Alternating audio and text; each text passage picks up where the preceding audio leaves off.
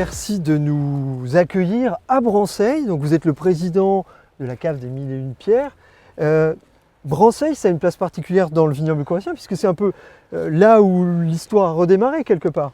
Oui, c'est vrai qu'il y a 35 ans, on a été les premiers à avoir l'idée et l'audace de relancer les vignobles corréziens. Puis aujourd'hui, on se retrouve dans un département qui est devenu viticole avec le Graal qui a été l'obtention de l'AOC en 2017.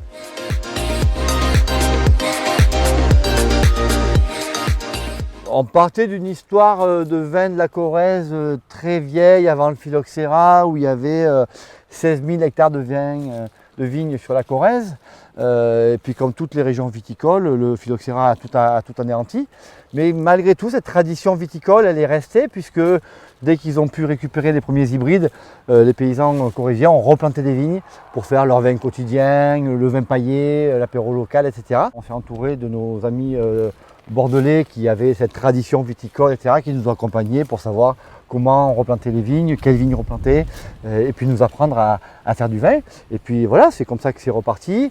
10 ans après, une deuxième structure s'est montée, et aujourd'hui on se retrouve 35 ans après avec une centaine d'hectares sur la Corrèze, 2 structures collectives entre les Coteaux de la Vézère et nous, et puis une vingtaine de producteurs indépendants.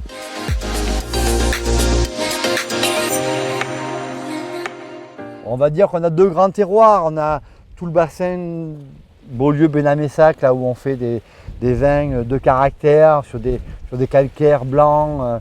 Là où nous sommes. Voilà, là où nous sommes.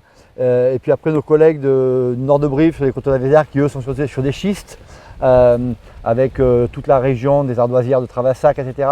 Où là, on a des vins beaucoup plus marqués sur la typicité, sur le côté pierreux, en fait, et alcalin qu'on peut avoir sur ces terroirs-là.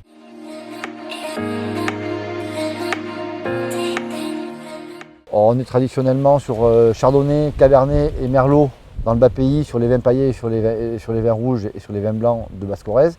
Et sur les Coteaux de la Vézère, on est plutôt sur les chenains et les schistes. On fait des vins d'assemblage ou des vins en monocépage en Corrèze, dans l'appellation en tout cas?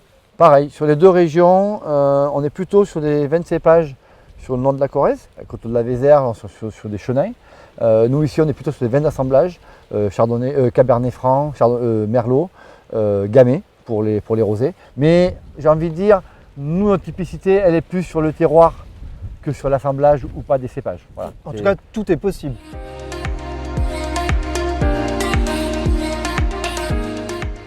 C'est l'apéro du coin.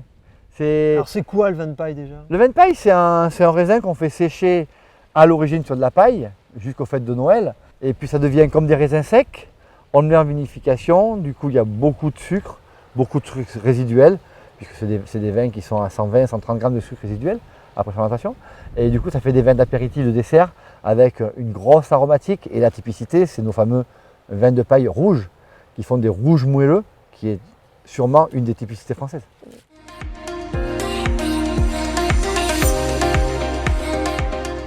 Traditionnellement, on boit ça avec des foie gras, avec des chocolats noirs.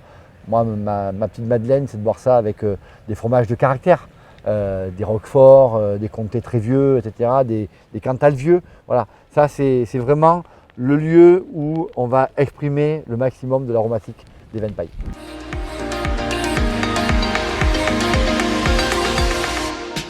Alors moi, je leur dirais tout simplement, venez en Corrèze découvrir la Corrèze, et y compris les vins corréziens. On saura vous accueillir, vous faire découvrir des choses auxquelles vous n'auriez jamais pensé et qui vont vous séduire parce que nous, maintenant, avec 35 ans de recul, on se rend compte qu'on a des clients touristiques de passage, mais qui du coup sont devenus des clients fidèles, qui recommandent régulièrement, reviennent nous voir régulièrement.